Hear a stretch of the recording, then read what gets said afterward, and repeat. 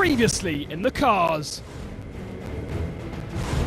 Not much was known about the Jeffries-built buggy coming to Lima, but Nasser Al-Attiyah has proved it's got the pace to fight with the best, taking 2 stage wins.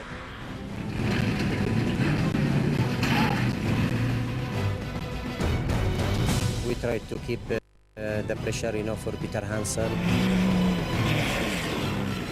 It's the 10 times champion who leads overall and is being conservative, not to attack too early. Calmly, he's completing the stages with few mistakes, but he's totally aware of the others around him. For me, it's 6 or 7 drivers that can win the Dakar, but 3 have gone.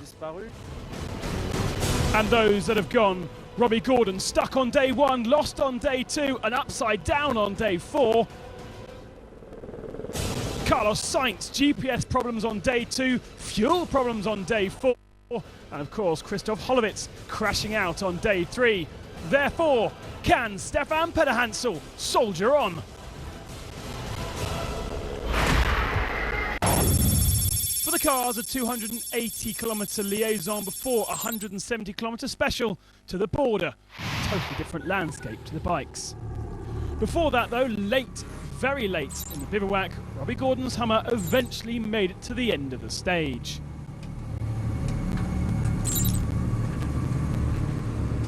It's unfortunate because we were already behind, and that just probably wiped out our rally. So we'll keep fighting and see how we end up. Half an hour later, it was Carlos Sainz's turn to reach Arequipa. The Spaniard looking exhausted. He'd lost 2.5 hours on the special.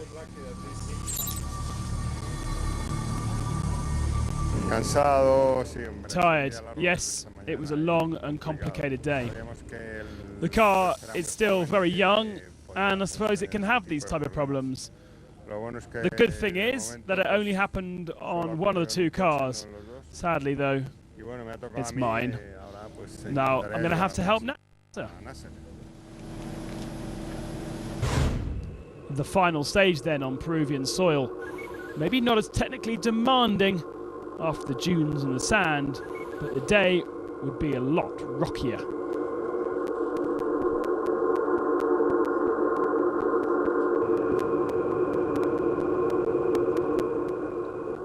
Robbie Gordon took off in 27th position this morning, and you could expect the American to try and attack as always.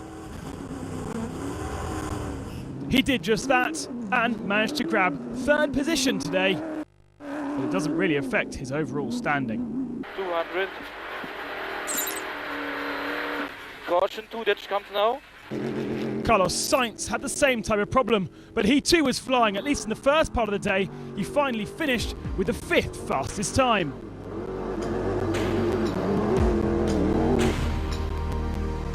Having only just missed out on yesterday's special victory, beaten by Al-Attiyah by under a minute, Gerland Shishri struggled in his 2-wheel drive buggy. He finished the stage exhausted after steering issues, losing over 15 minutes. I have no more power steering, and I've done 160 kilometers like that.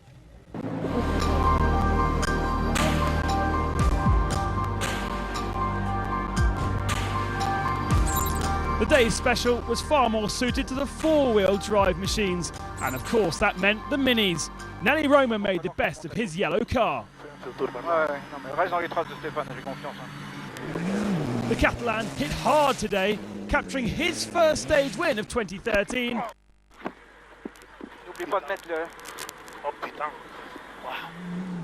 And that means his 6th victory. Leo Novitsky again had a solid day. He might not be as fast as his teammates, but he certainly is consistent. His time loss was only 5 minutes on the storming Roma.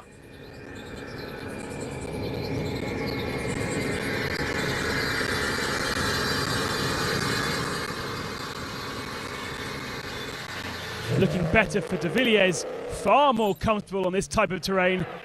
South African finished in 4th position. Like last year, He currently lies in 3rd spot.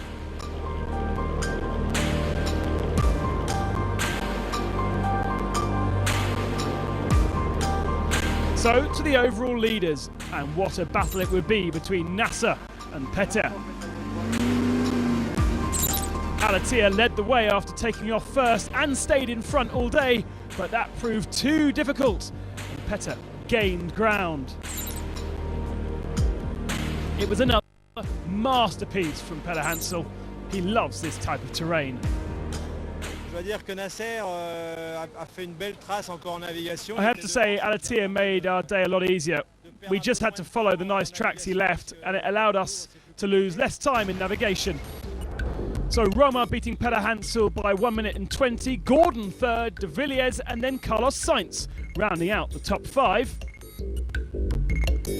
Of course, that doesn't change the overall too much. Peder Hansel ahead of Alatia by just under 10 minutes, De Villiers half an hour down, Nowitzki and Roma round out the top 5 positions.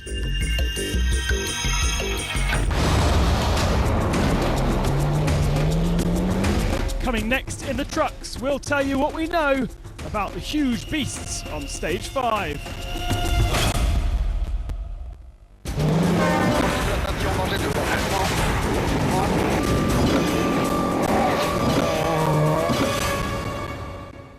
How bad are you time-wise?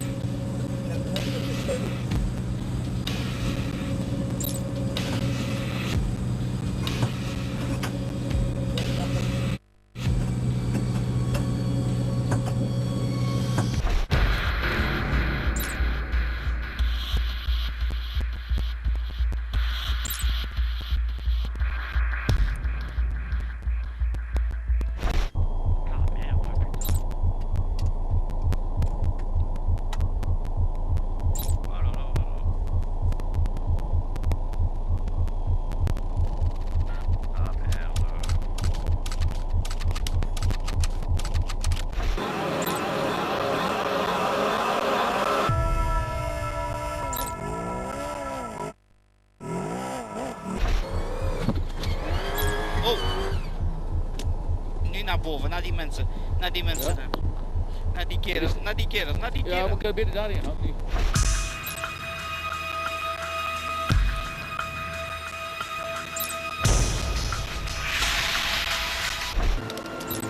Ja, ça va être mauvais, Renaud, là. T'as du pêche-pêche, et après on attaque les dunes. Cool, cool. Nage un peu.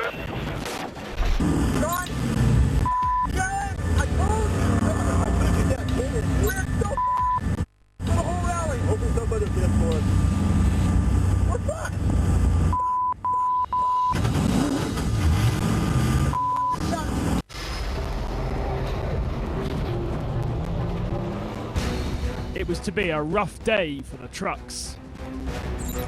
Mickey Biazion lost precious time yesterday as he suffered all sorts of problems and of course had to stop and help out his team leader Gerard Deroy.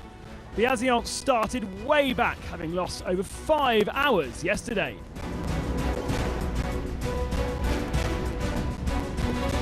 Hans Stacey started his Dakar in style, but the last 3 days in Peru have been tough. He started the day in 6th position overall and has a 53-second deficit to the leader. Arat Mardiev entered the history books of the Dakar yesterday as he clinched his first ever stage success. The 27-year-old is in contention for the overall victory. Certainly good news for the Kamaz team.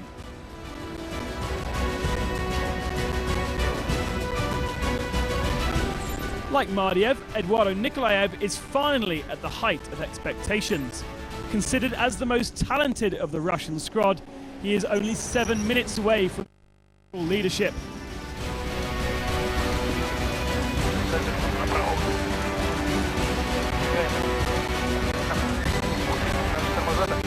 That will certainly satisfy team manager and 7-time Dakar winner Vladimir Chagin. Nikolaev is on the podium so far and within shooting distance of a top spot.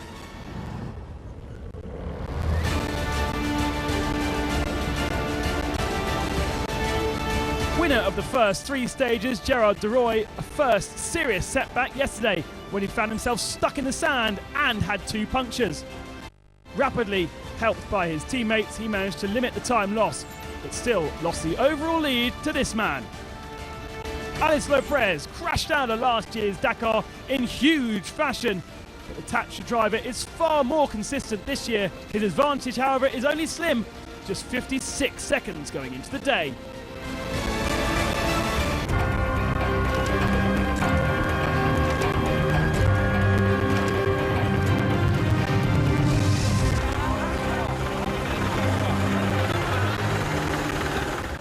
It's part of the Paris-Dakar folklore. It can only happen in Africa. 1987, Bamako, Mali. Panic at the bivouac. The Peugeot 405 of Ari Vatanen has disappeared. What happened is that at 7 I got a call in my room. I spoke to a first person and then another, probably a European, who told me he had Vatanen's car and to come 15 minutes later in a taxi with 25 minutes CFA francs. For the moment we're going to try to find the car. All the cars were in a kind of a parc fermé, but it was not parc fermé. It was a football stadium where people went in and out with no control. And everybody saw my car leaving at 4 o'clock in the morning, but they just thought that one of the mechanics is just testing it out, which is totally normal. But with the exception that the car never came back. After the bridge towards the airport, yes, in a field. Yes. The whole story is just incredible. It's really like in a film. What happens now with the race? I think if it is true that my car has been found, I'm sure the race continues. Car is good. Car is good. Okay.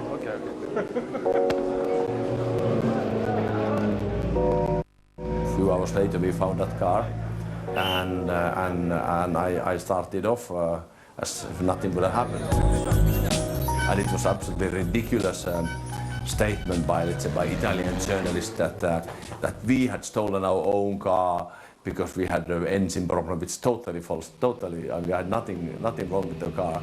I was still, the day before running to Dakar, I was still leading by a couple of hours, and then I was finally disqualified.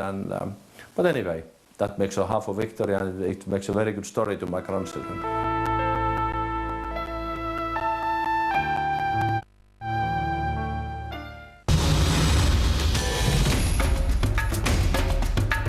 Tomorrow is the only stage in Chile for the moment.